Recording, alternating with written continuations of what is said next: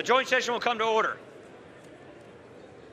The chair appoints as members of the committee on the part of the House to escort the President of the United States into the chamber. The gentleman from California, Mr. McCarthy. The gentleman from Louisiana, Mr. Scalise.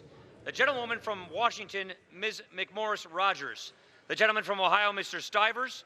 The gentleman from Indiana, Mr. Messer. The gentleman from Missouri, Mr. Smith. The gentlewoman from California, Ms. Pelosi. The gentleman from Maryland, Mr. Hoyer. The gentleman from South Carolina, Mr. Clyburn. The gentleman from New York, Mr. Crowley. The gentlewoman from California, Mrs. Sanchez. The gentlewoman from Illinois, Ms. Bustos. And the gentleman from Kentucky, Mr. Yarmouth. The President of the Senate, at the direction of that body, appoints the following senators as members of the committee of the part of the Senate to escort the President of the United States into the House chamber. The Senator from Kentucky, Mr. McConnell. The Senator from Texas, Mr. Cornyn. The Senator from Utah, Mr. Hatch. The Senator from South Dakota, Mr. Thune. The Senator from Wyoming, Mr. Barrasso. The Senator from Missouri, Mr. Blunt. The Senator from Colorado, Mr. Gardner. The Senator from New York, Mr. Schumer. The Senator from Washington, Mrs. Murray. The Senator from Michigan, Ms. Stabenow. The Senator from Minnesota, Ms. Klobuchar. The Senator from West Virginia, Mr. Manchin, and the Senator from Wisconsin, Ms. Baldwin. The members of the escort committee will exit the chamber through the lobby doors.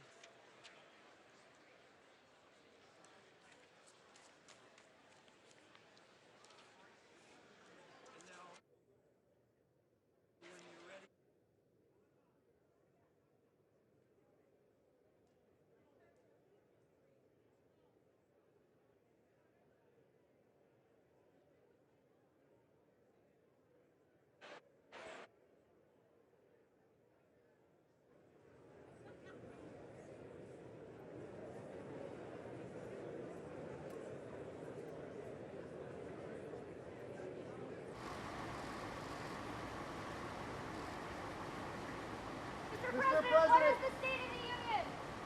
Is the State of the Union strong? Would you consider firing Bob Mueller?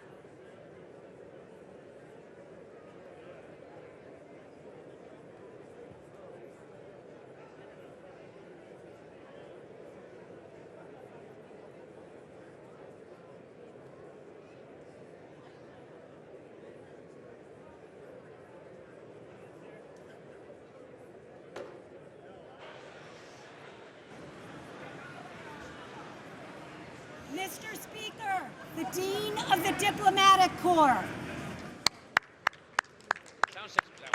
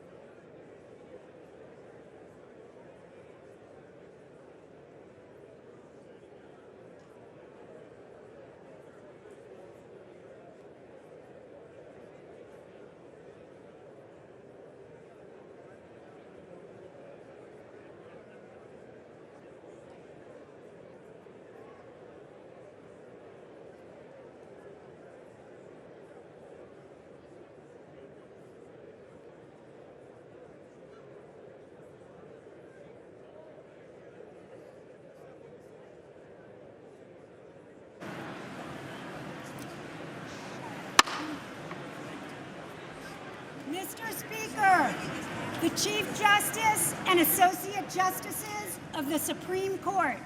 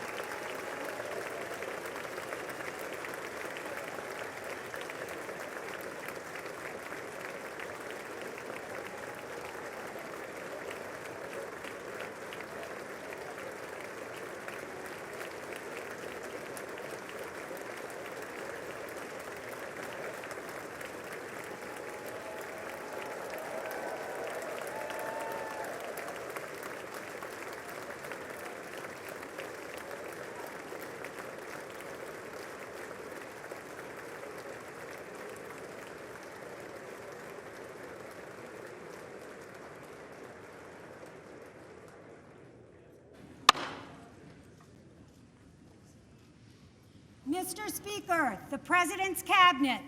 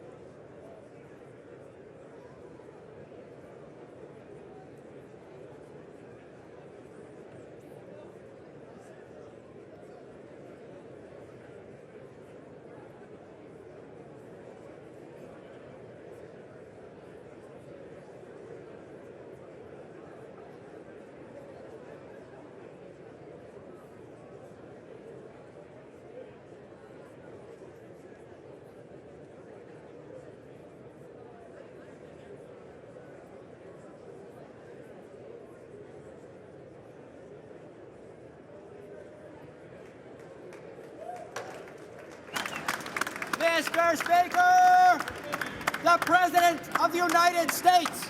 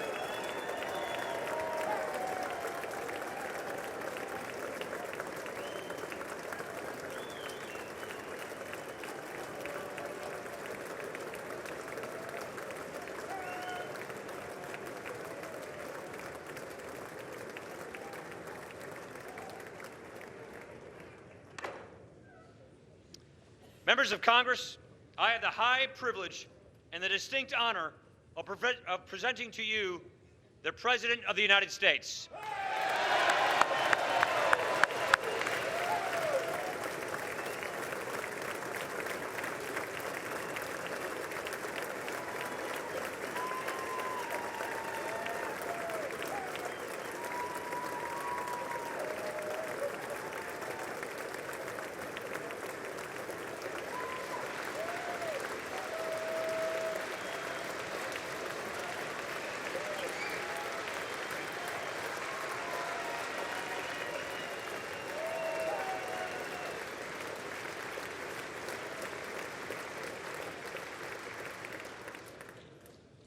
Mr. Speaker, Mr. Vice President, members of Congress, the First Lady of the United States, and my fellow Americans. Less than 1 year has passed since I first stood at this podium in this majestic chamber to speak on behalf of the American people and to address their concerns, their hopes, and their dreams. That night, our new administration had already taken very swift action. A new tide of optimism was already sweeping across our land. Each day since, we have gone forward with a clear vision and a righteous mission to make America great again for all Americans.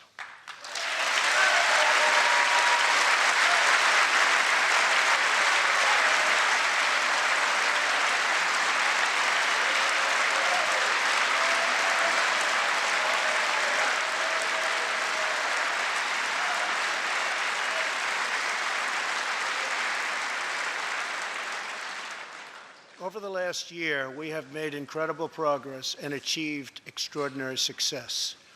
We have faced challenges we expected and others we could never have imagined. We have shared in the heights of victory and the pains of hardship. We have endured floods and fires and storms. But through it all, we have seen the beauty of America's soul and the steel in America's spine.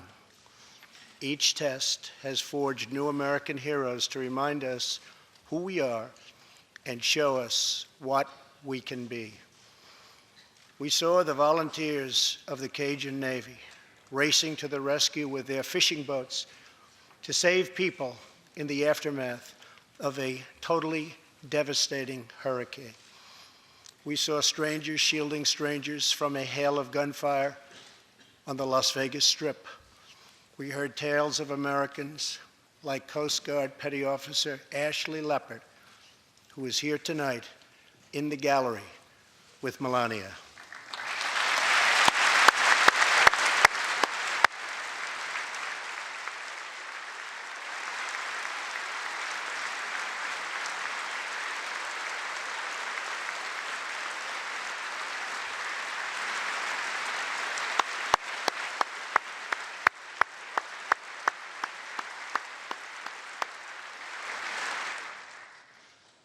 Ashley was aboard one of the first helicopters on the scene in Houston during the Hurricane Harvey. Through 18 hours of wind and rain, Ashley braved live power lines and deep water to help save more than 40 lives. Ashley, we all thank you. Thank you very much.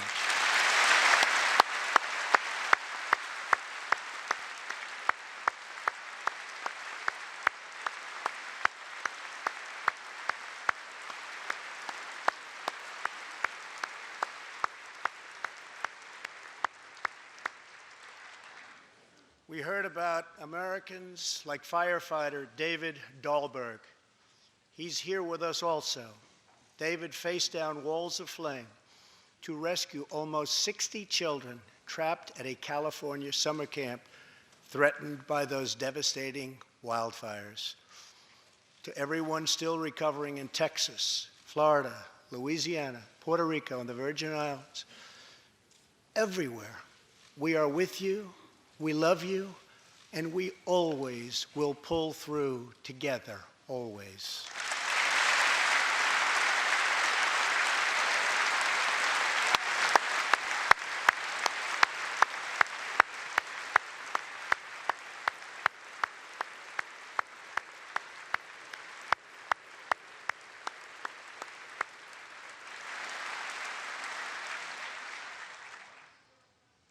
Thank you to David and the brave people of California. Thank you very much, David. Great job.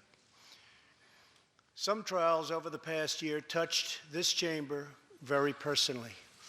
With us tonight is one of the toughest people ever to serve in this House, a guy who took a bullet, almost died, and was back to work 3.5 months later, the legend from Louisiana, Congressman Steve Scalise.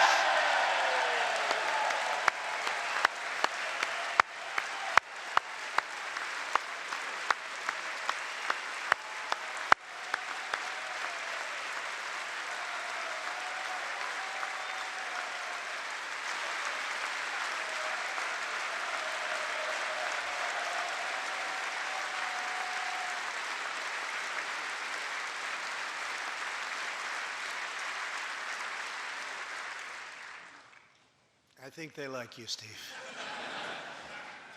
We're incredibly grateful for the heroic efforts of the Capitol Police officers, the Alexandria Police, and the doctors, nurses, and paramedics who saved his life and the lives of many others, some in this room. In the aftermath, yes.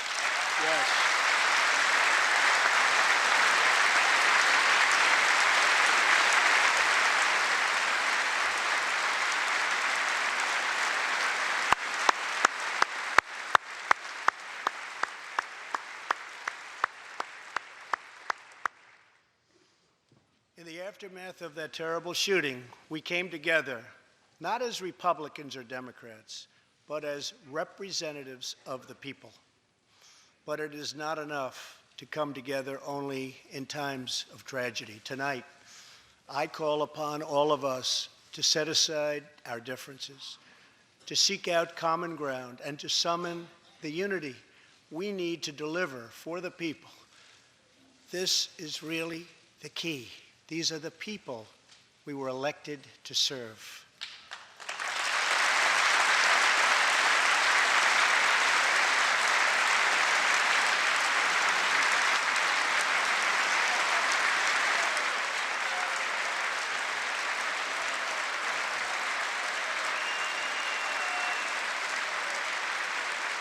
Thank you. Over the last year, the world has seen what we always knew, that no people on earth are so fearless or daring or determined as Americans. If there is a mountain, we climb it. If there's a frontier, we cross it. If there's a challenge, we tame it. If there's an opportunity, we seize it. So let's begin tonight by recognizing that the state of our union is strong because our people are strong.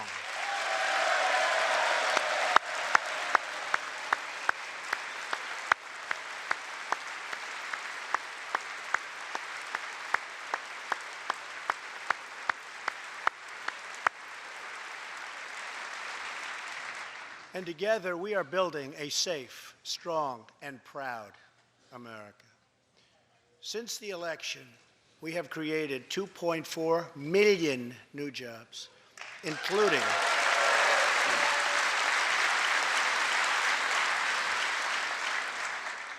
200,000 new jobs in manufacturing alone. Tremendous numbers. After years and years of wage stagnation, we are finally seeing rising wages.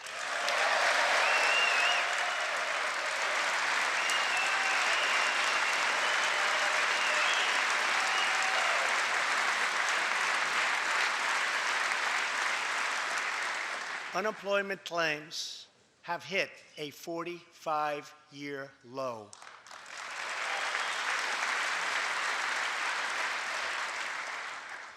And something I'm very proud of, African American unemployment stands at the lowest rate ever recorded.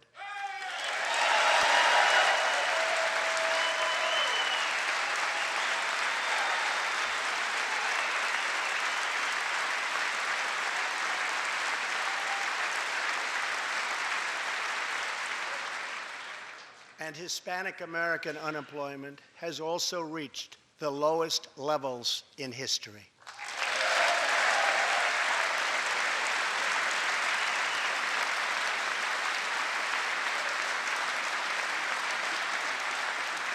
Small business confidence is at an all-time high. The stock market has smashed one record after another, gaining $8 trillion and more in value in just this short period of time. The great news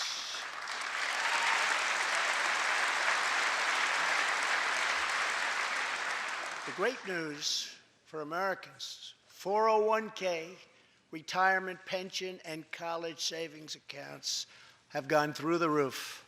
And just as I promised the American people from this podium 11 months ago, we enacted the biggest tax cuts and reforms in American history.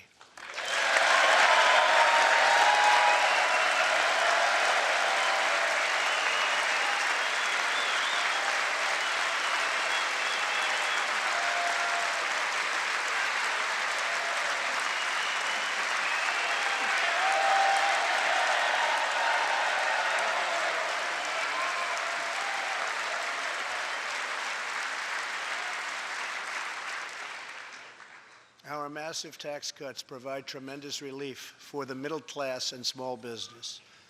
To lower tax rates for hardworking Americans, we nearly doubled the standard deduction for everyone.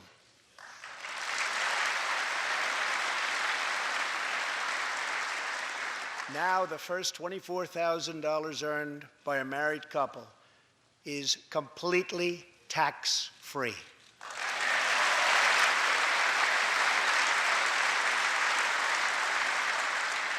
We also doubled the child tax credit.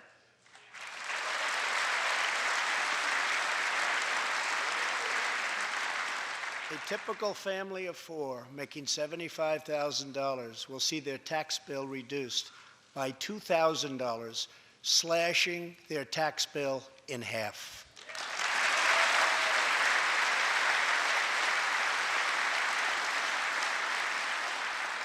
In April, this will be the last time you will ever file under the old and very broken system, and millions of Americans will have more take-home pay starting next month, a lot more.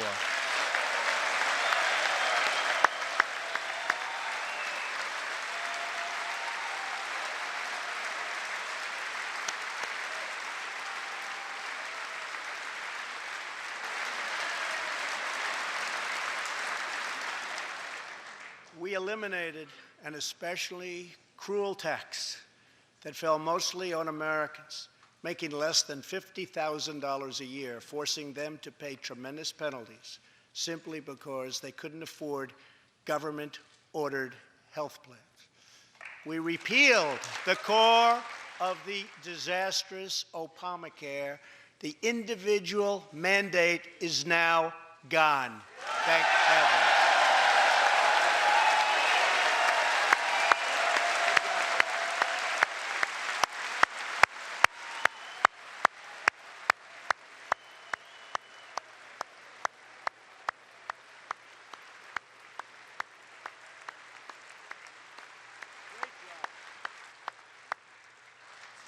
We slashed the business tax rate from 35% all the way down to 21%, so American companies can compete and win against anyone else anywhere in the world.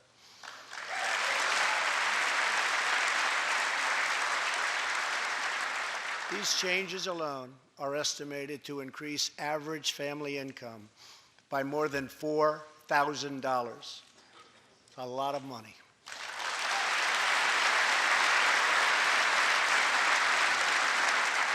Small businesses have also received a massive tax cut and can now deduct 20% of their business income. Here tonight are Steve Staub and Sandy Keplinger of Staub Manufacturing, a small, beautiful business in Ohio. They've just finished the best year in their 20-year history.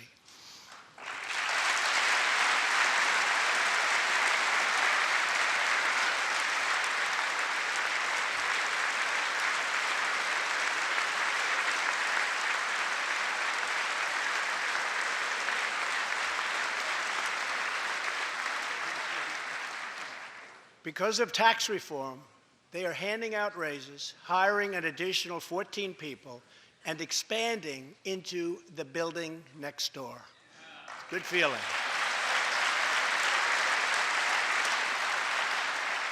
One of Staub's employees, Corey Adams, is also with us tonight.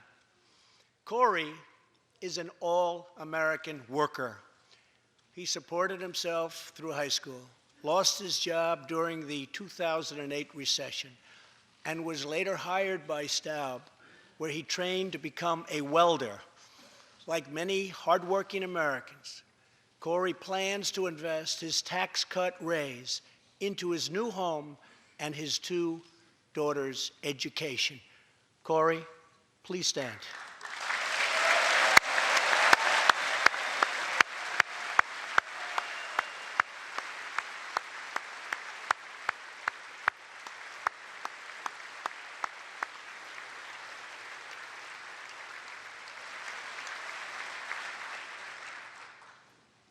and he's a great welder.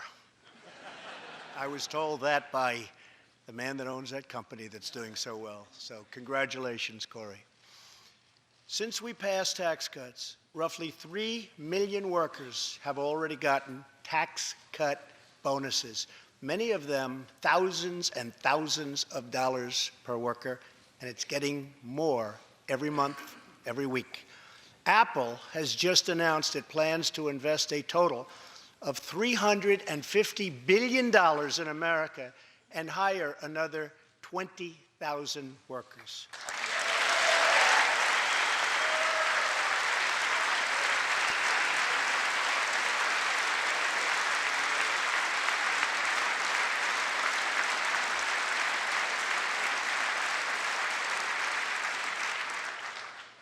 And just a little while ago, ExxonMobil announced a $50 billion investment in the United States, just a little while ago.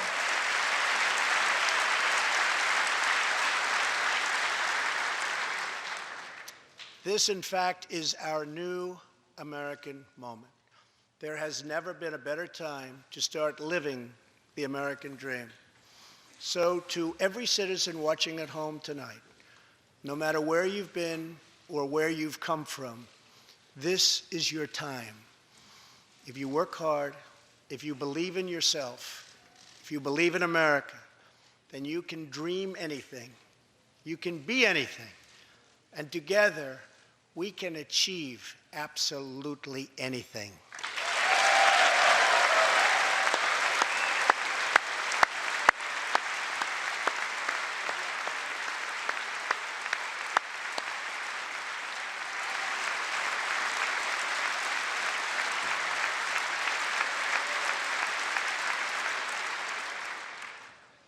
Tonight, I want to talk about what kind of future we're going to have and what kind of a nation we're going to be. All of us together as one team, one people, and one American family can do anything. We all share the same home, the same heart, the same destiny, and the same great American flag.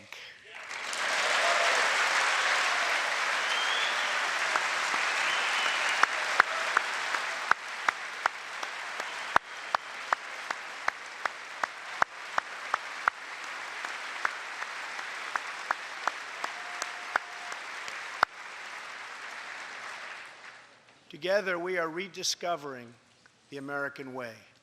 In America, we know that faith and family, not government and bureaucracy, are the center of American life. The motto is, "In God we trust."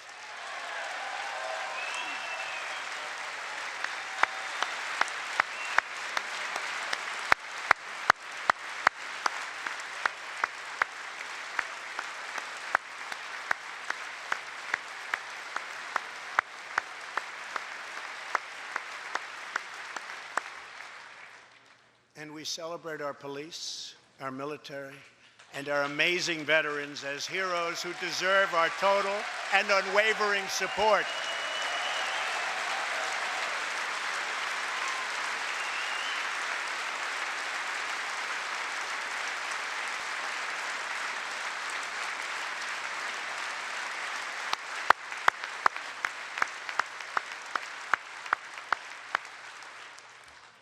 Here tonight is Preston Sharp, a 12-year-old boy from Redding, California, who noticed that veterans' graves were not marked with flags on Veterans Day.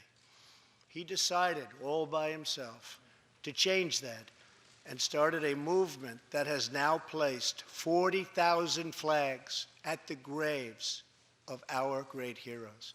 Preston, a job well done.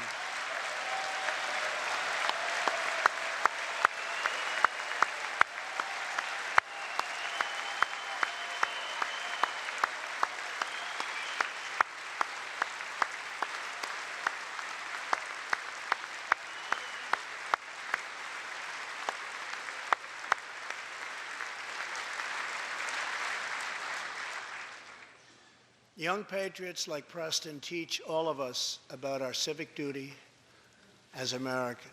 And I met Preston a little while ago, and he is something very special that I can tell you. Great future. Thank you very much for all you've done, Preston. Thank you very much. Preston's reverence for those who have served our nation reminds us of why we salute our flag, why we put our hands on our hearts for the Pledge of Allegiance, and why we proudly stand for the national anthem.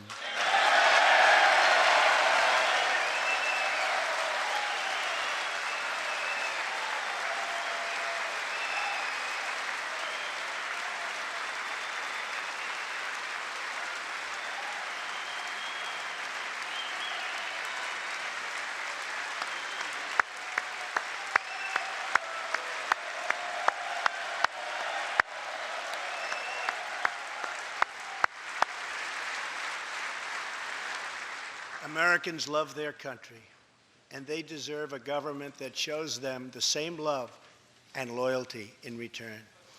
For the last year, we have sought to restore the bonds of trust between our citizens and their government. Working with the Senate, we are appointing judges who will interpret the Constitution as written, including a great new Supreme Court justice and more circuit court judges than any new administration in the history of our country.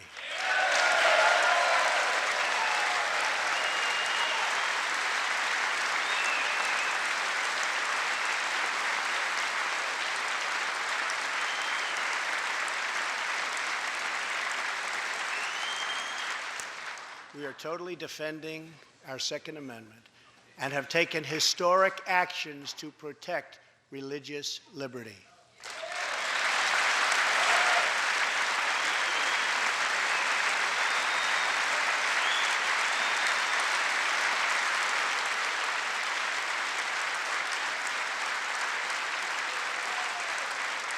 And we are serving our brave veterans, including giving our veterans choice in their health care decisions.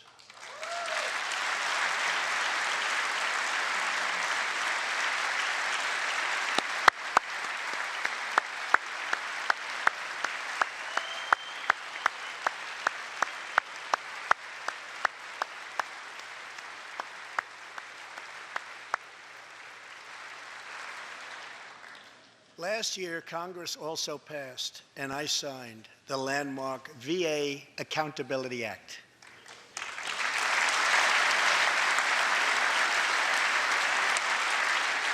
Since its passage, my administration has already removed more than 1,500 VA employees who failed to give our veterans the care they deserve, and we are hiring talented people who love our vets as much as we do.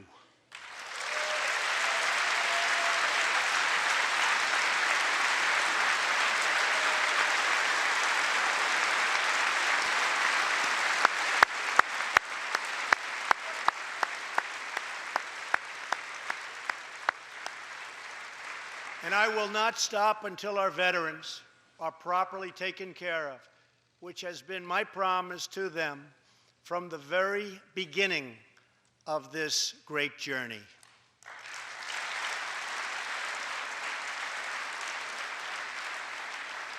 All Americans deserve accountability and respect, and that's what we are giving to our wonderful heroes, our veterans. Thank you.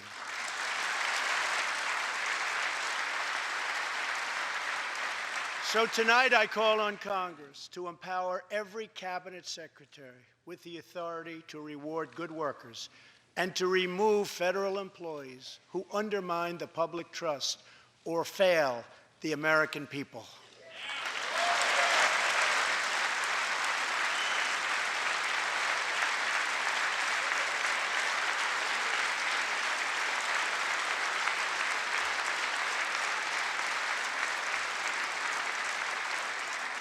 In our drive to make Washington accountable, we have eliminated more regulations in our first year than any administration in the history of our country.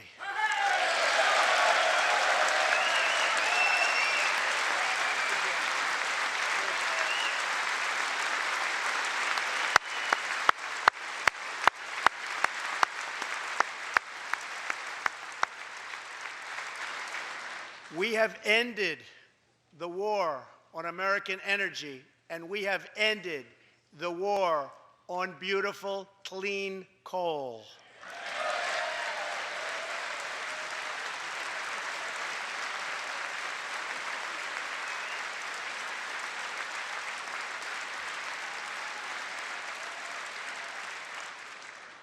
We are now very proudly an exporter of energy to the world.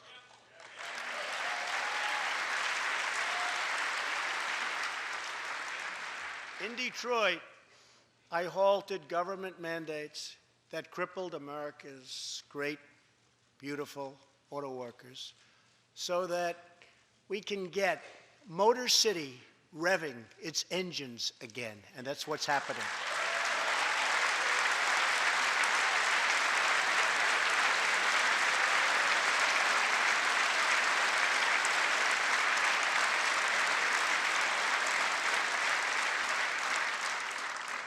Many car companies are now building and expanding plants in the United States, something we haven't seen for decades. Chrysler is moving a major plant from Mexico to Michigan. Toyota and Mazda are opening up a plant in Alabama, a big one, and we haven't seen this in a long time. It's all coming back.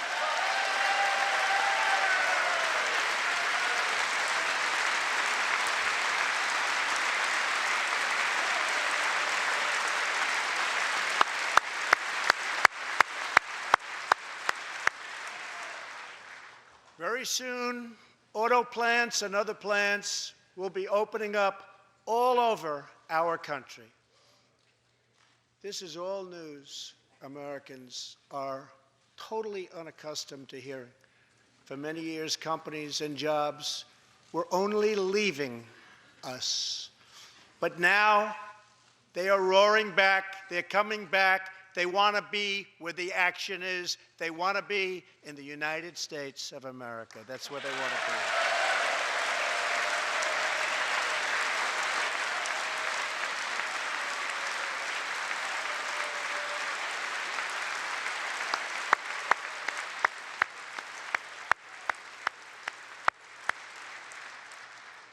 Exciting progress is happening every single day. To speed access to breakthrough cures and affordable generic drugs, last year, the FDA approved more new and generic drugs and medical devices than ever before in our country's history.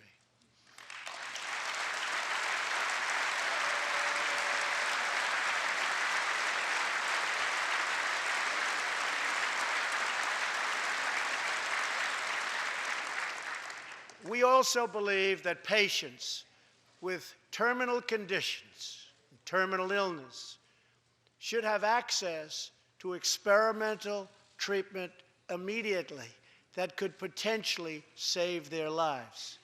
People who are terminally ill should not have to go from country to seek a cure. I want to give them a chance right here at home. It's time for Congress to give these wonderful, incredible Americans the right to try.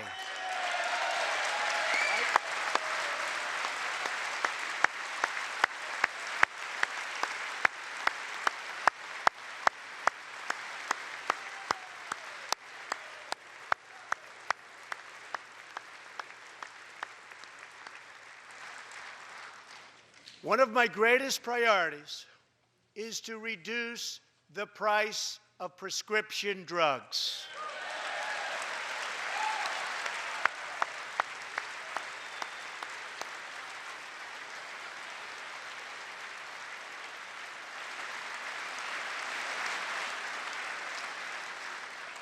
In many other countries, these drugs cost far less than what we pay in the United States, and it's very, very unfair.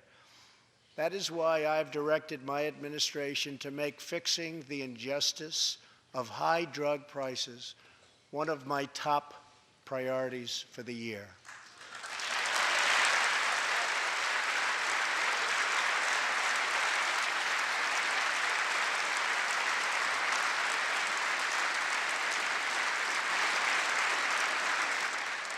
and prices will come down substantially. Watch. America has also finally turned the page on decades of unfair trade deals that sacrificed our prosperity and shipped away our companies, our jobs, and our wealth. Our nation has lost its wealth, but we're getting it back so fast. The era of economic surrender is totally over. From now on, we expect trading relationships to be fair and, very importantly, reciprocal.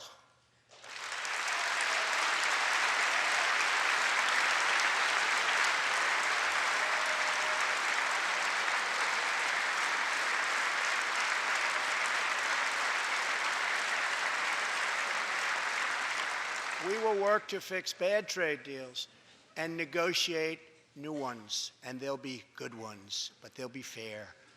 And we will protect American workers and American intellectual property through strong enforcement of our trade rules.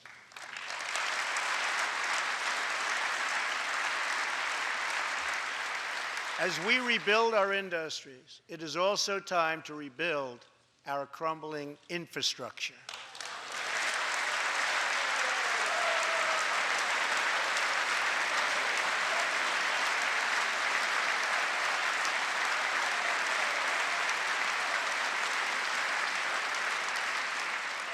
America is a nation of builders. We built the Empire State Building in just 1 year. Isn't it a disgrace that it can now take 10 years just to get a minor permit approved for the building of a simple road?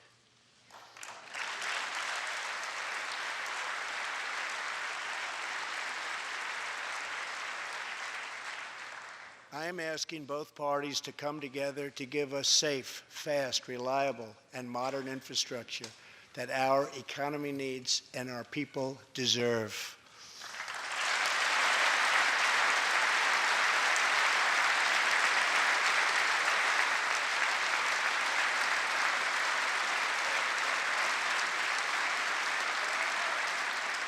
Tonight, I'm calling on Congress to produce a bill that generates at least $1.5 trillion for the new infrastructure investment that our country so desperately needs. Every federal dollar should be leveraged by partnering with state and local governments and, where appropriate, tapping into private sector investment to permanently fix the infrastructure deficit, and we can do it.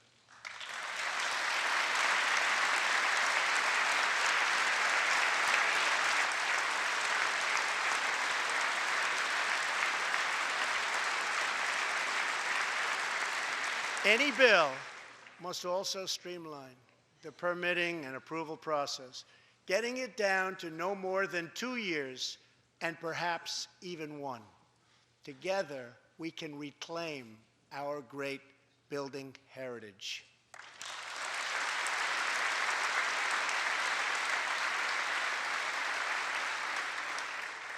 We will build gleaming new roads, bridges, highways, railways, and waterways all across our land.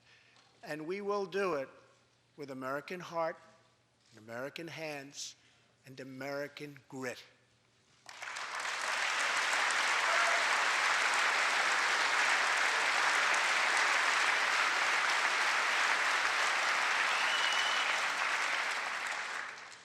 We want every American to know the dignity of a hard day's work. We want every child to be safe in their home at night. And we want every citizen to be proud of this land that we all love so much. We can lift our citizens from welfare to work, from dependence to independence, and from poverty to prosperity.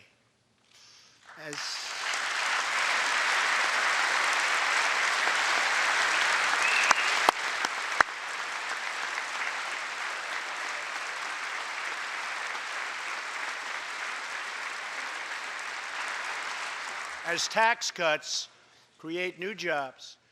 Let's invest in workforce development, and let's invest in job training, which we need so badly.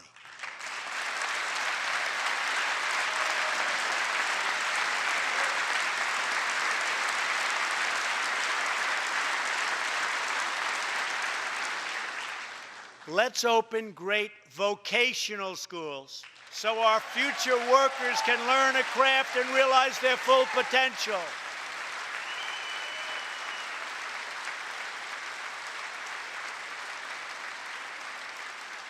And let's support working families by supporting paid family leave.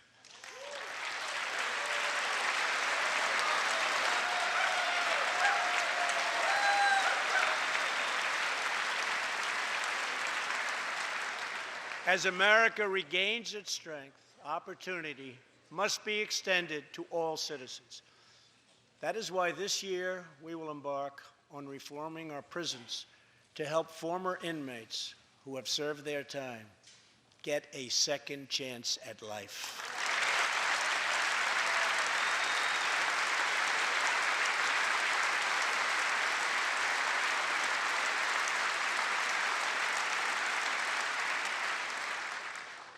Struggling communities, especially immigrant communities, will also be helped by immigration policies that focus on the best interests of American workers and American families.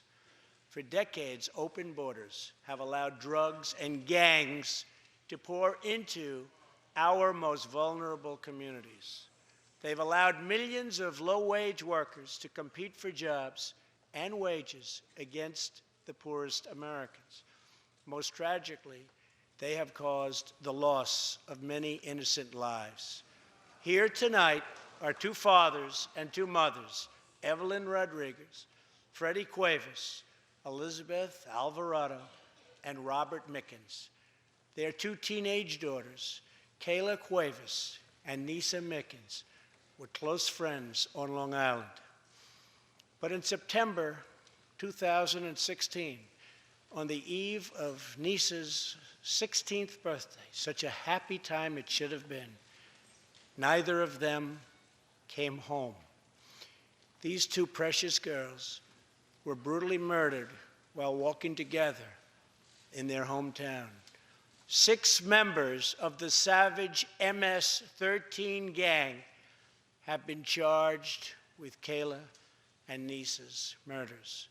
Many of these gang members took advantage of glaring loopholes in our laws to enter the country as illegal, unaccompanied, alien minors and wound up in Kayla and Nisa's high school.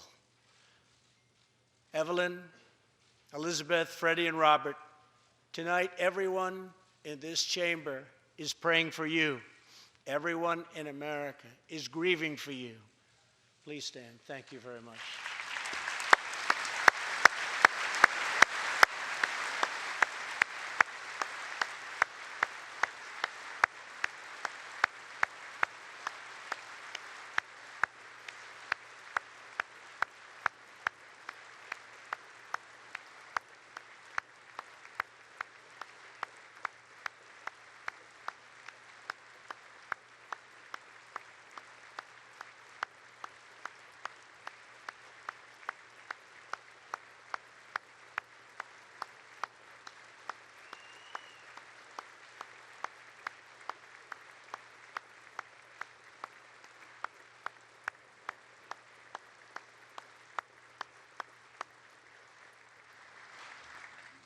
I want you to know that 320 million hearts are right now breaking for you.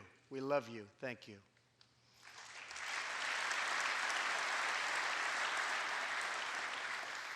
While we cannot imagine the depths of that kind of sorrow, we can make sure that other families never have to endure this kind of pain. Tonight I am calling on Congress to finally close the deadly loopholes that have allowed MS-13 and other criminal gangs to break into our country. We have proposed new legislation that will fix our immigration laws and support our ICE and Border Patrol agents. These are great people. These are great, great people that work so hard in the midst of such danger so that this can never happen again.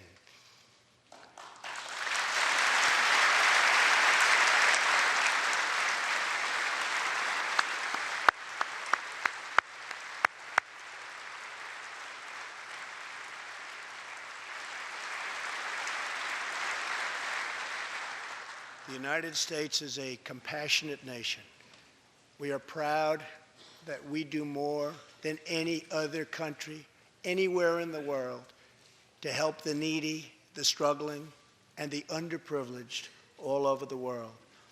But as President of the United States, my highest loyalty, my greatest compassion, my constant concern is for America's children, America's struggling workers, and America's forgotten communities. I want our youth to grow up, to achieve great things. I want our poor to have their chance to rise. So tonight, I am extending an open hand to work with members of both parties, Democrats and Republicans, to protect our citizens of every background, color, religion, and creed.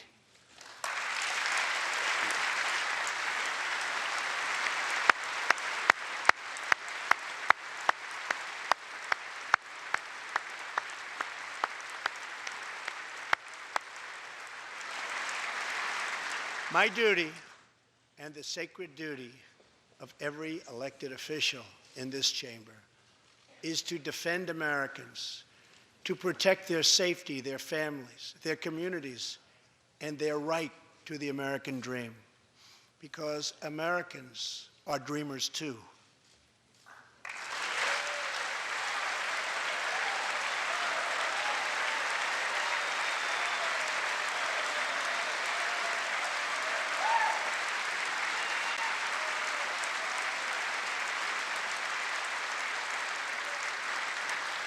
Here tonight is one leader in the effort to defend our country, Homeland Security Investigation Special Agent Celestino Martinez. He goes by DJ and CJ. He said, call me either one. So we'll call you CJ. Served 15 years in the Air Force before becoming an ICE agent and spending the last 15 years fighting gang violence and getting dangerous criminals off of our streets. Tough job. At one point, MS-13 leaders ordered CJ's murder, and they wanted it to happen quickly. But he did not cave to threats or to fear. Last May, he commanded an operation to track down gang members on Long Island. His team has arrested nearly 400, including more than 220 MS-13 gang members. And I have to tell you, what the Border Patrol and ICE have done, we have sent thousands and thousands and thousands of MS-13 horrible people out of this country or into our prisons. So I just want to congratulate you, CJ. You're a brave guy. Thank you very much.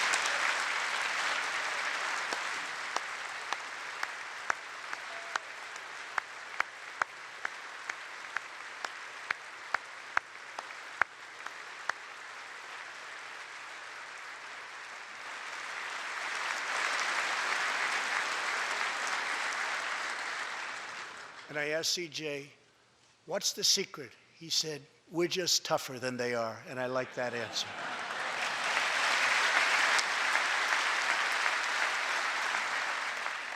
Now let's get Congress to send you, and all of the people in this great chamber have to do it. We have no choice.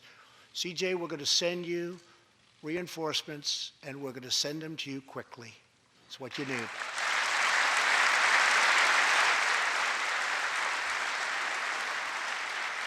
Over the next few weeks, the House and Senate will be voting on an immigration reform package. In recent months, my administration has met extensively with both Democrats and Republicans to craft a bipartisan approach to immigration reform. Based on these discussions, we presented Congress with a detailed proposal that should be supported by both parties as a fair compromise, one where nobody gets everything they want, but where our country gets the critical reforms it needs and must have.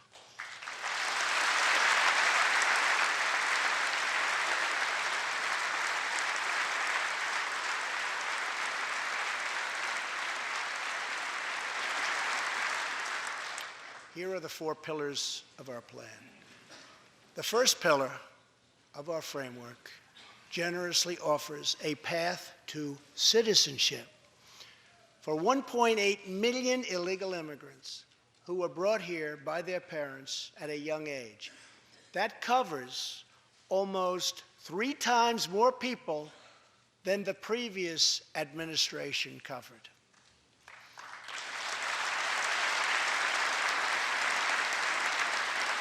Under our plan, those who meet education and work requirements and show good moral character will be able to become full citizens of the United States over a 12-year period.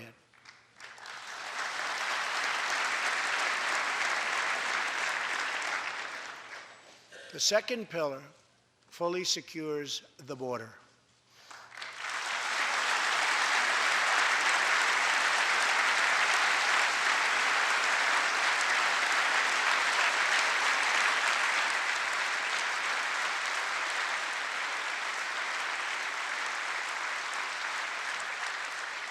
That means building a great wall on the southern border, and it means hiring more heroes like CJ to keep our communities safe.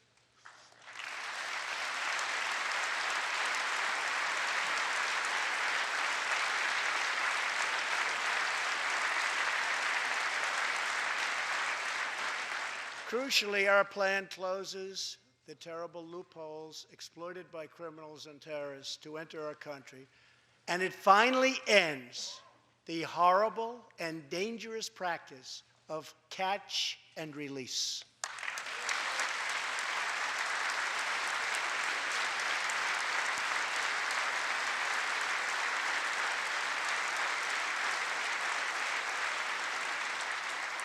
The third pillar ends the visa lottery, a program that randomly hands out green cards without any regard for skill, merit, or the safety of American people.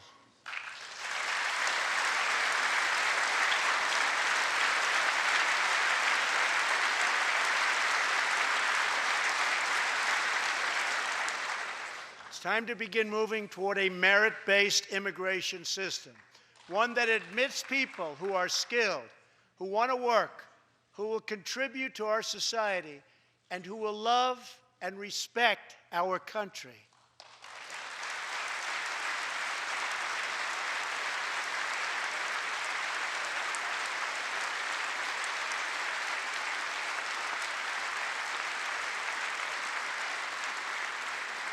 The fourth and final pillar protects the nuclear family by ending chain migration.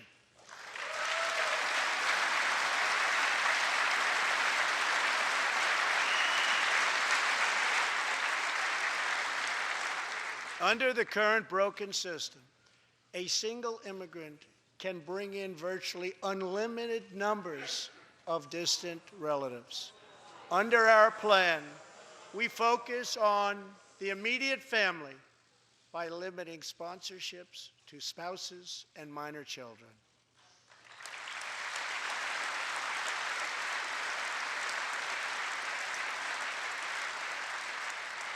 This vital reform is necessary not just for our economy, but for our security and for the future of America. In recent weeks, 2 terrorist attacks in New York were made possible by the visa lottery and chain migration. In the age of terrorism, these programs present risks we can just no longer afford. It's time to reform.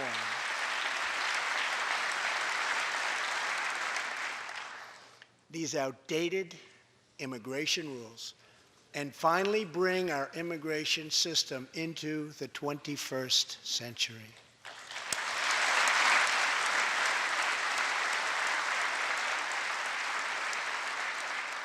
These four pillars represent a down-the-middle compromise and one that will create a safe, modern, and lawful immigration system. For over 30 years, Washington has tried and failed to solve this problem. This Congress can be the one that finally makes it happen. Most importantly, these four pillars will produce legislation that fulfills my ironclad pledge to sign a bill that puts America first.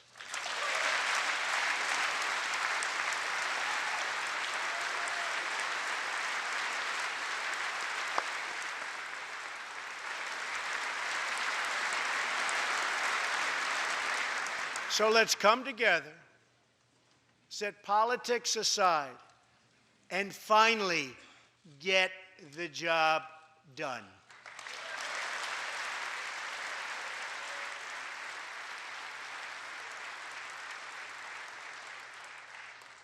These reforms will also support our response to the terrible crisis of opioid and drug addiction. Never before has it been like it is now. It is terrible. We have to do something about it. In 2016, we lost 64,000 Americans to drug overdoses, 174 deaths per day, 7 per hour.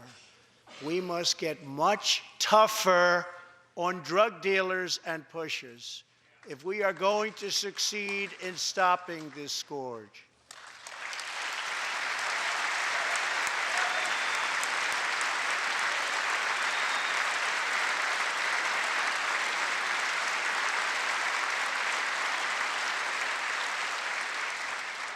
My administration is committed to fighting the drug epidemic and helping get treatment for those in need, for those who have been so terribly hurt.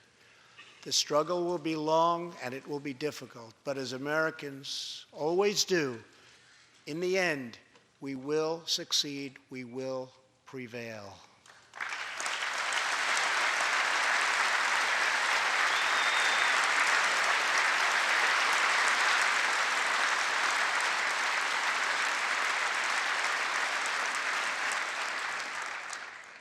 As we have seen tonight, the most difficult challenges bring out the best in America.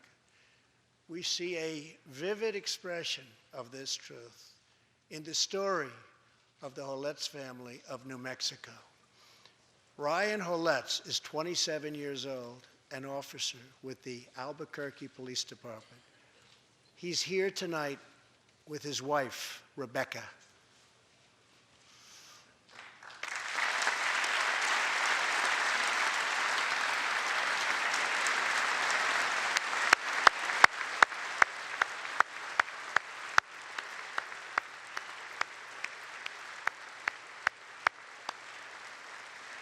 Thank you, Ryan. Last year, Ryan was on duty when he saw a pregnant, homeless woman preparing to inject heroin. When Ryan told her she was going to harm her unborn child, she began to weep. She told him she didn't know where to turn, but badly wanted a safe home for her baby. In that moment, Ryan said he felt God speak to him. You will do it because you can. He heard those words. He took out a picture of his wife and their 4 kids. Then he went home to tell his wife, Rebecca. In an instant, she agreed to adopt. The Holetz named their new daughter Hope. Ryan and Rebecca, you embody the goodness of our nation. Thank you.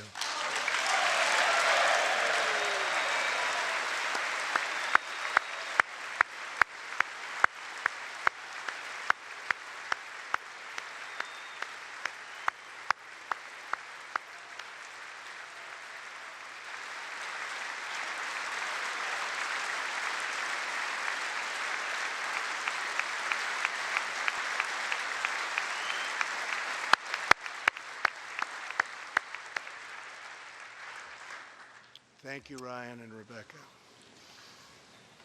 As we rebuild America's strength and confidence at home, we are also restoring our strength and standing abroad. Around the world, we face rogue regimes, terrorist groups, and rivals like China and Russia that challenge our interests, our economy, and our values.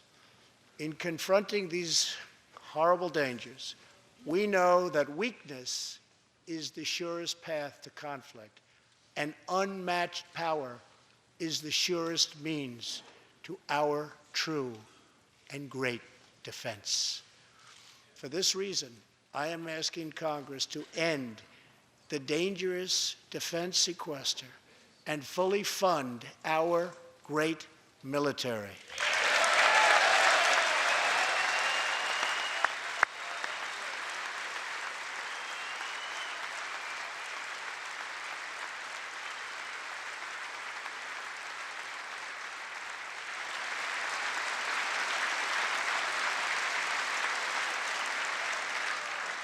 As part of our defense, we must modernize and rebuild our nuclear arsenal, hopefully never having to use it, but making it so strong and so powerful that it will deter any acts of aggression by any other nation or anyone else.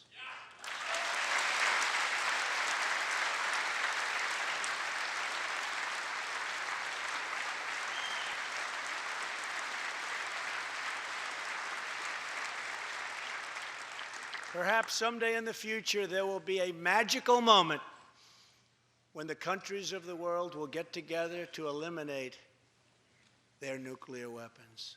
Unfortunately, we are not there yet, sadly. Last year, I also pledged that we would work with our allies to extinguish ISIS from the face of the earth. 1 year later, I am proud to report that the coalition to defeat ISIS has liberated very close to 100% of the territory just recently held by these killers in Iraq and in Syria and in other locations as well.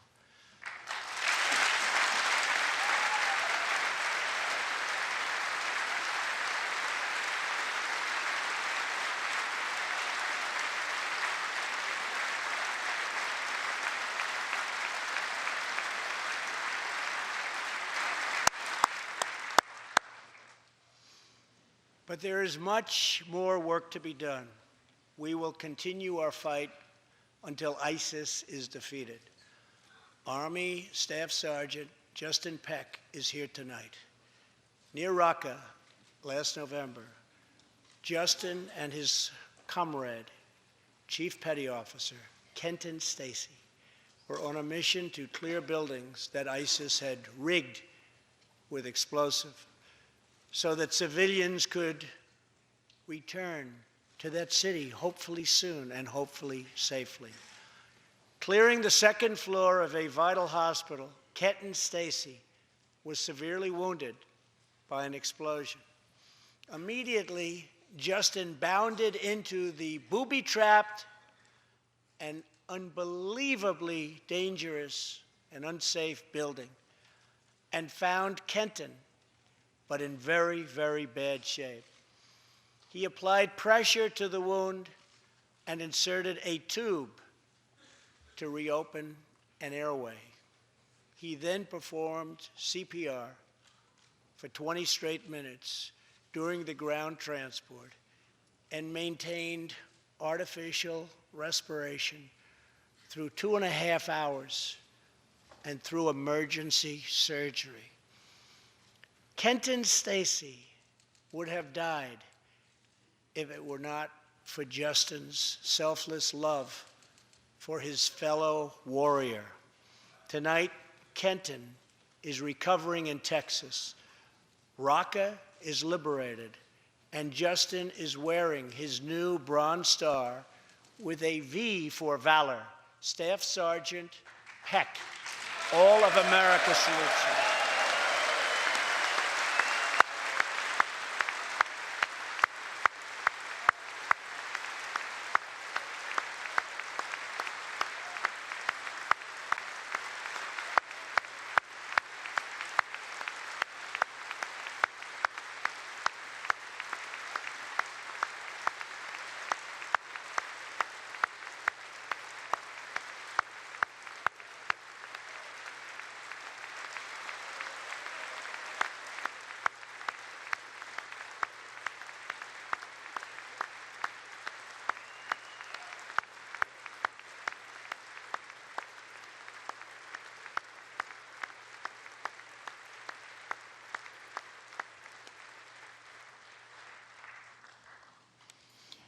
Terrorists who do things like place bombs in civilian hospitals are evil.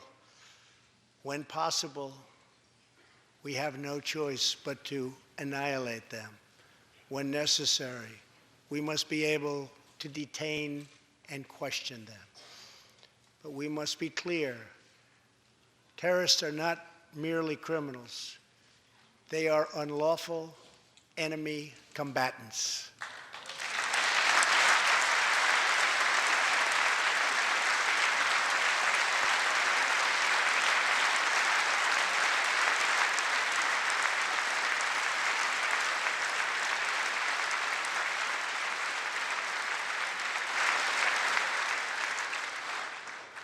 And when captured overseas, they should be treated like the terrorists they are.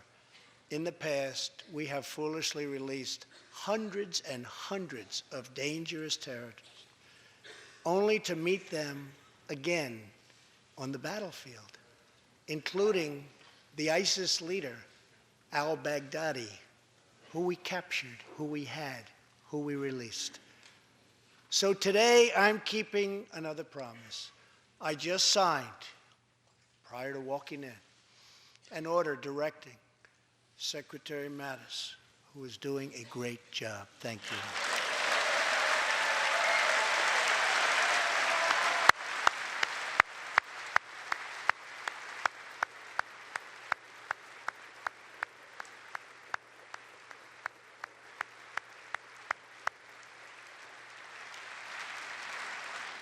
To re-examine our military detention policy and to keep open the detention facilities in Guantanamo Bay.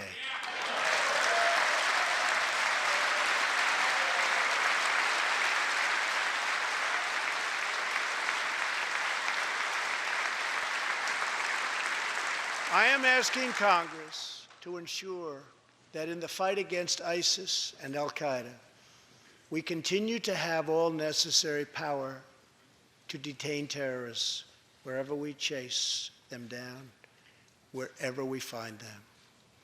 And in many cases, for them, it will now be Guantanamo Bay.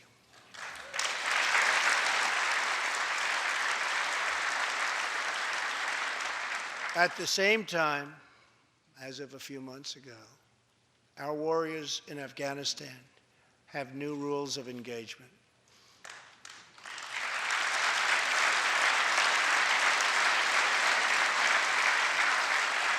Along with their heroic Afghan partners, our military is no longer undermined by artificial timelines, and we no longer tell our enemies our plans.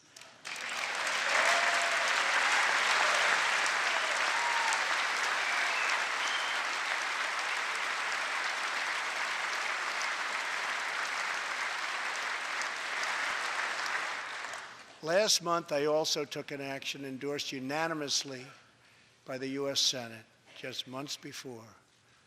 I recognized Jerusalem as the capital of Israel.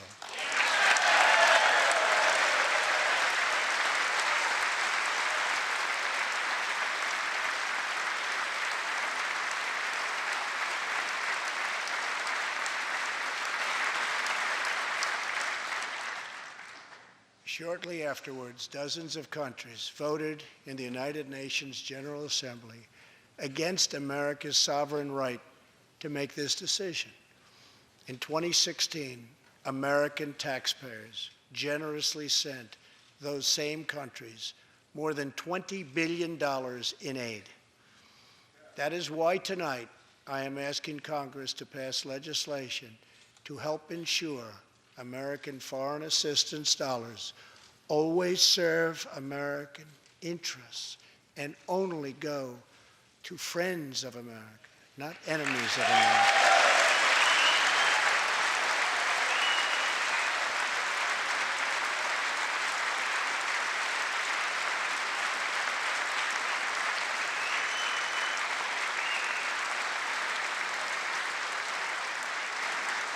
As we strengthen friendships all around the world, we are also restoring clarity about our adversaries. When the people of Iran rose up against the crimes of their corrupt dictatorship, I did not stay silent.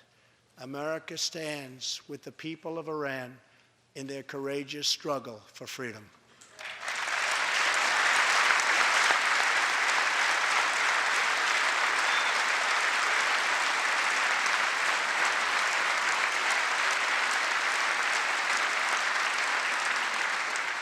I am asking Congress to address the fundamental flaws in the terrible Iran nuclear deal. My administration has also imposed tough sanctions on the communist and socialist dictatorships in Cuba and Venezuela.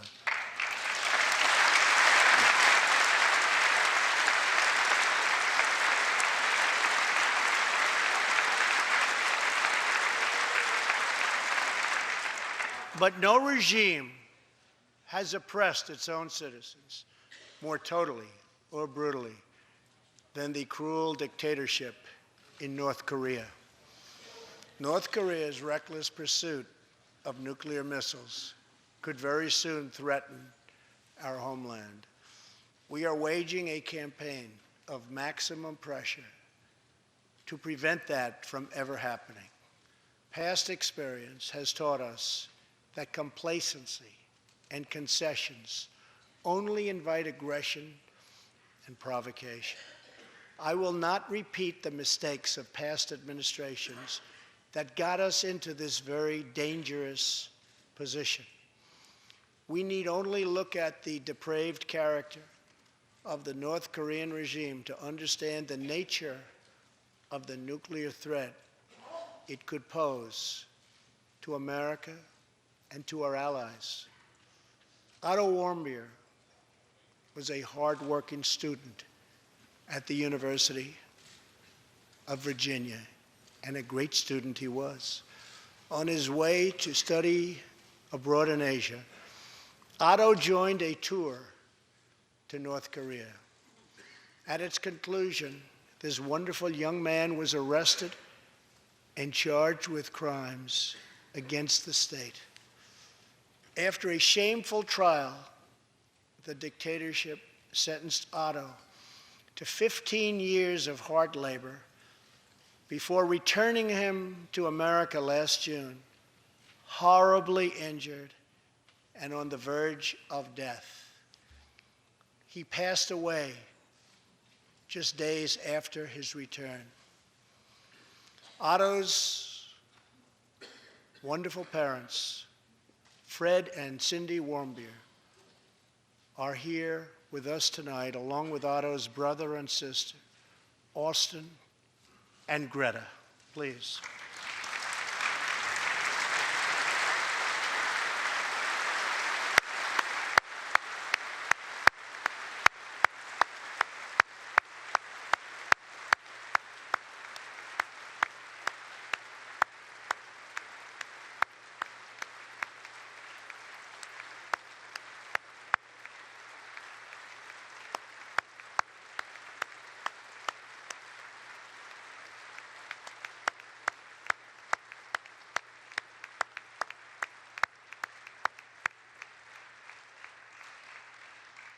Incredible people. You are powerful witnesses to a menace that threatens our world, and your strength truly inspires us all. Thank you very much. Thank you.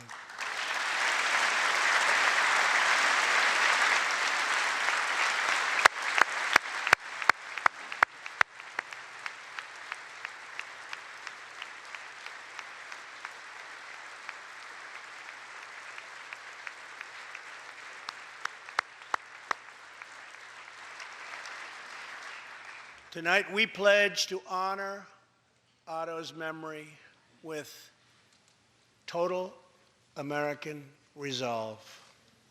Thank you. Finally,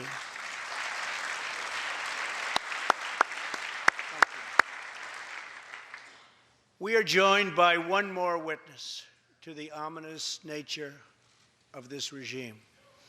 His name is Mr. Ji Sung Ho. In 1996, Sung Ho was a starving boy in North Korea. One day he tried to steal coal from a railroad car to barter for a few scraps of food, which were very hard to get. In the process, he passed out on the train tracks, exhausted from hunger. He woke up as a train ran over his limbs. He then endured multiple amputations without anything to dull the pain or the hurt. His brother and sister gave what little food they had to help him recover and ate dirt themselves, permanently stunting their own growth. Later, he was tortured by North Korean authorities after returning from a brief visit to China.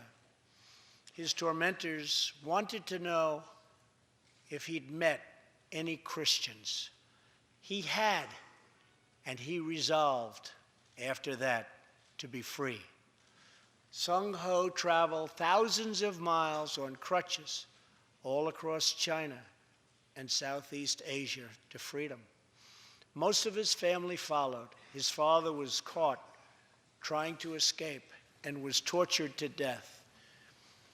Today, he lives in Seoul, where he rescues other defectors and broadcasts into North Korea what the regime fears most: the truth. Today, he has a new leg, but Sung Ho, I understand you still keep those old crutches as a reminder of how far you've come. Your great sacrifice is an inspiration to us all. Please, thank you.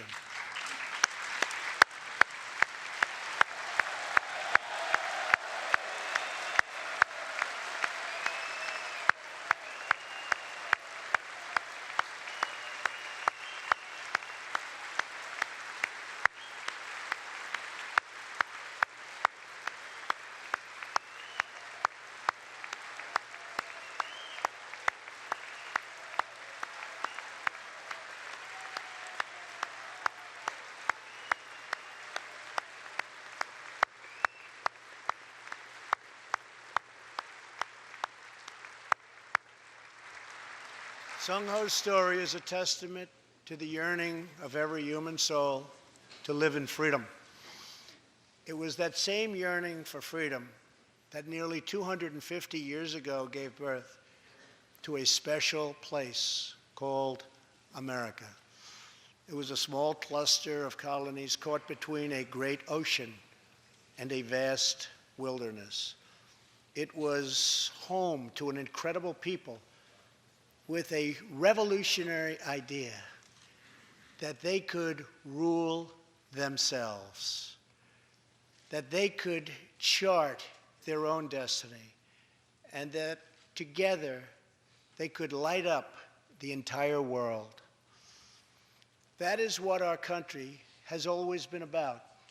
That is what Americans have always stood for, always strived for, and always done. Atop the dome of this Capitol stands the Statue of Freedom. She stands tall and dignified among the monuments to our ancestors who fought and lived and died to protect her. Monuments to Washington and Jefferson and Lincoln and King.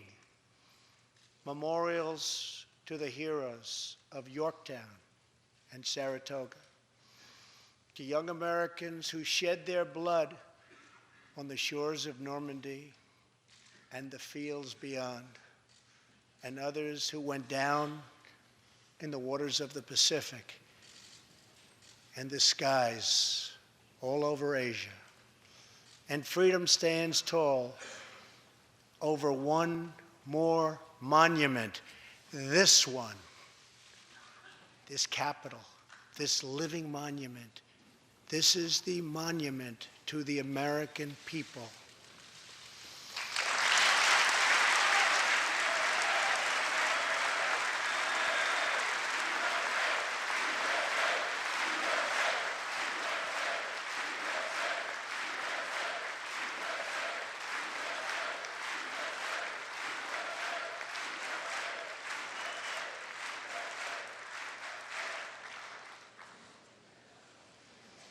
We're a people whose heroes live not only in the past, but all around us, defending hope, pride, and defending the American way. They work in every trade. They sacrifice to raise a family. They care for our children at home. They defend our flag abroad. And they are strong moms and brave kids. They are firefighters and police officers and border agents, medics and Marines. But above all else, they are Americans. And this capital, this city, this nation belongs entirely to them.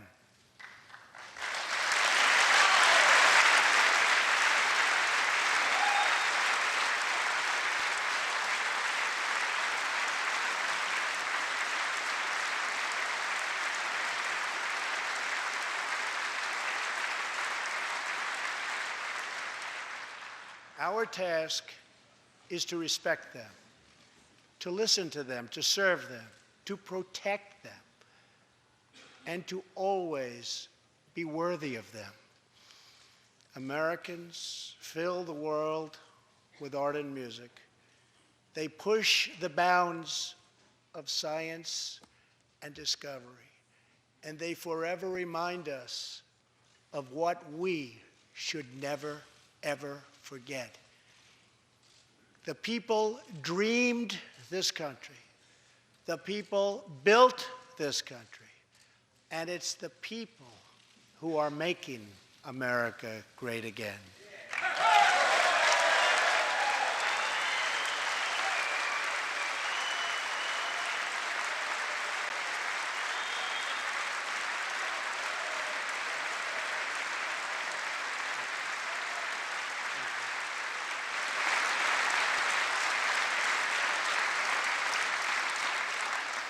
As long as we are proud of who we are and what we are fighting for, there is nothing we cannot achieve.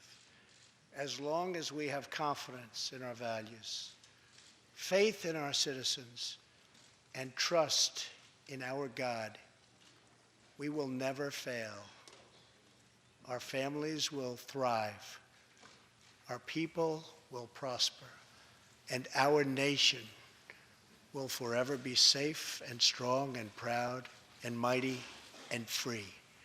Thank you, and God bless America. Good night.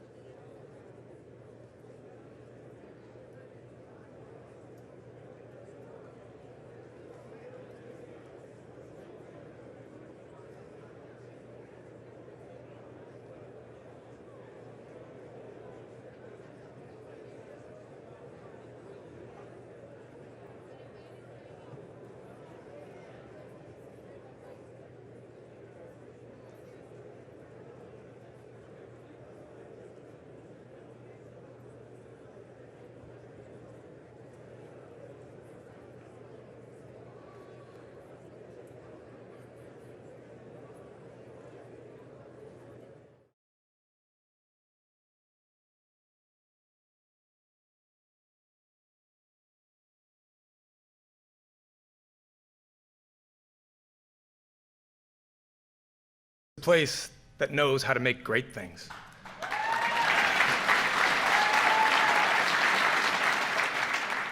The students who are with us here this evening in the Auto Tech program at Diamond Regional Technical School carry on that rich legacy.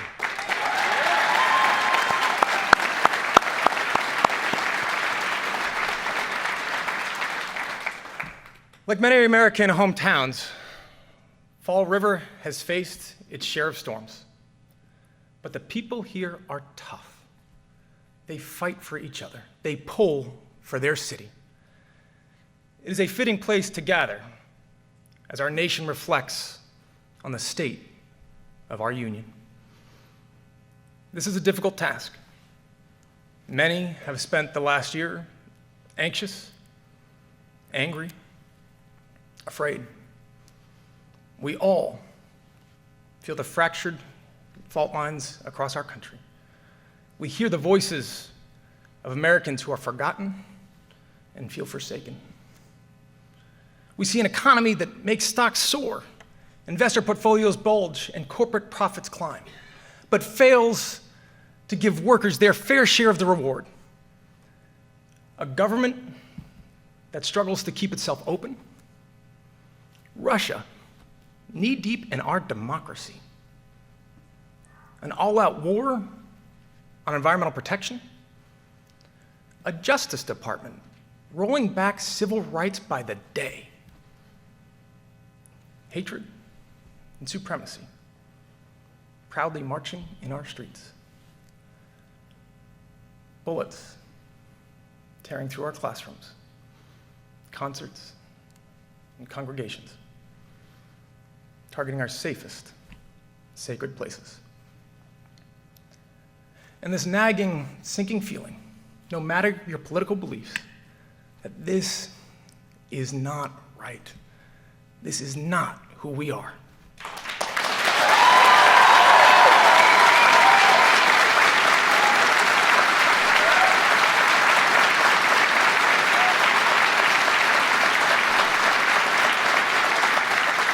Folks, it would be easy to dismiss this past year as chaos, partisanship, as politics. But it's far, far bigger than that. This administration isn't just targeting the laws that protect us. They're targeting the very idea that we are all worthy of protection. For them, dignity isn't something you're born with, but something you measure by your net worth, your celebrity, your headlines, your crowd size. Not to mention the gender of your spouse, the country of your birth, the color of your skin, the God of your prayers. Their record is a rebuke to our highest American ideal, the belief that we are all worthy, that we are all equal, that we all count in the eyes of our law and our leaders, our God and our government. That is the American promise.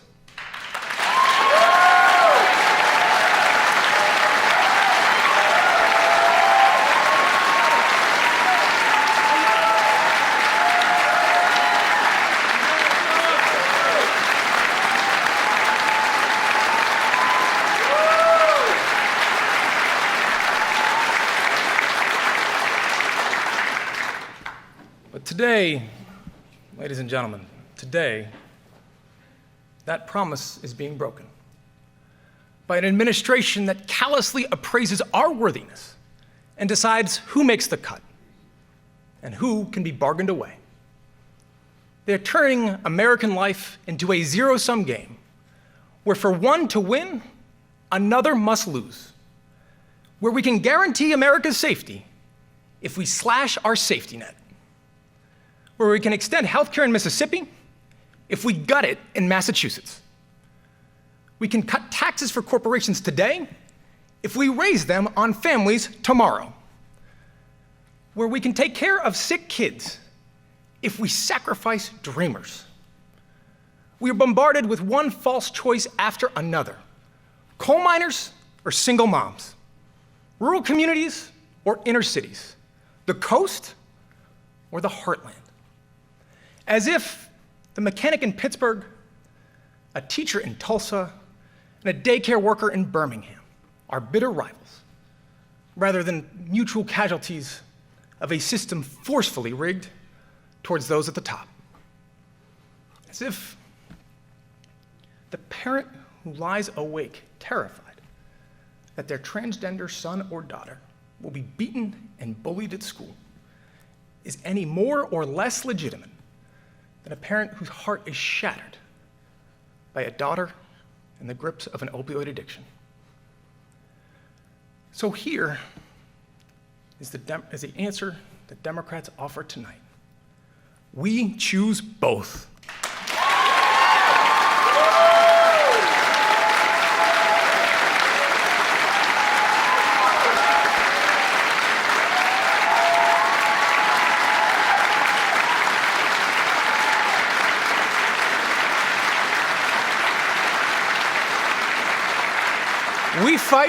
We fight for both, because the greatest, strongest, richest nation in the world should not have to leave anyone behind.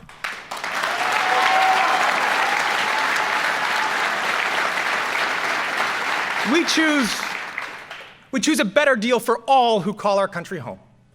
We choose a living wage and the paid leave and affordable childcare your family needs to survive. We choose pensions that are solvent, trade pacts that are fair, roads and bridges that won't rust away, a good education that you can afford. We choose a healthcare system that offers you mercy, whether you suffer from cancer or depression or addiction. We choose an economy strong enough to boast record stock prices and brave enough to admit that top CEOs making 300 times their average worker is not right.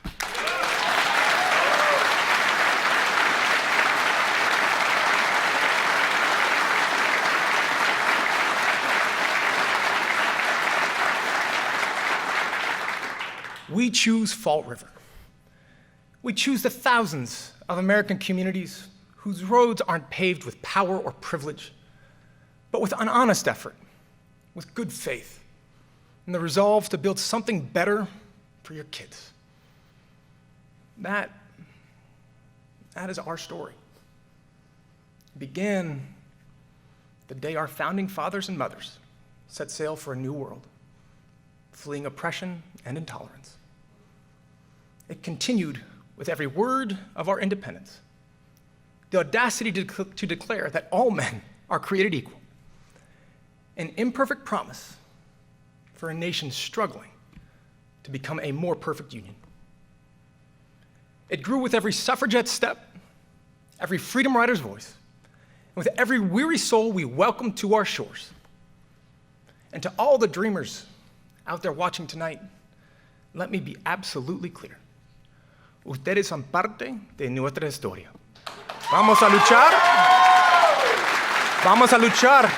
por ustedes y no nos vamos a alejar. You are part of our story. We will fight for you, and we will not walk away.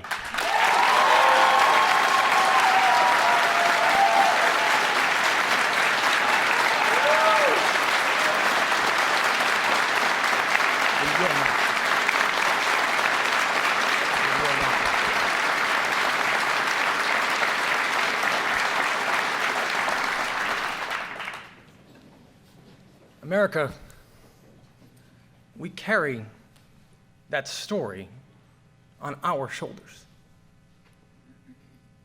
You swarmed Washington last year to ensure that no parent has to worry if they can afford to save their child's life. You proudly marched together last weekend, thousands deep, on the streets of Las Vegas and Philadelphia and Nashville. You sat high atop your mom's shoulders and held a sign that read, "Build a wall, and my generation will tear it down."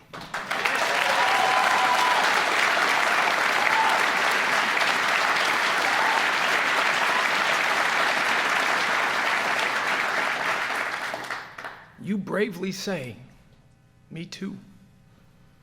You steadfastly say, "Black Lives Matter." You wade through floodwaters, battle hurricanes, brave wildfires and mudslides to save a stranger. You battle your own quiet battles every single day. You drag your weary bodies to that extra shift so that your families won't feel the sting of scarcity. You leave loved ones at home to defend our country overseas, or patrol our neighborhoods at night. You serve, you rescue, you help, you heal. That, more than any law or leader, debate or disagreement, that is what drives us towards progress. Bullies may land a punch, they may leave a mark, but they have never, not once in the history of our United States, managed to match the strength and spirit of a people united in defense of their future. Politicians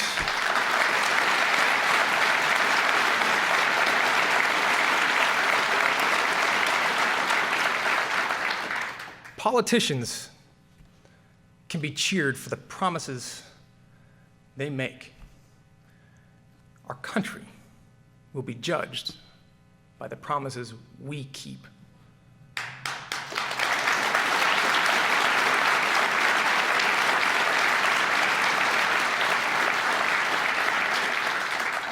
That is the measure of our character. That is who we are. Out of many, one. Ladies and gentlemen, have faith. Have faith. The state of our union is hopeful, resilient, and enduring. God bless you. God bless your families. And may God bless the United States of America. Thank you.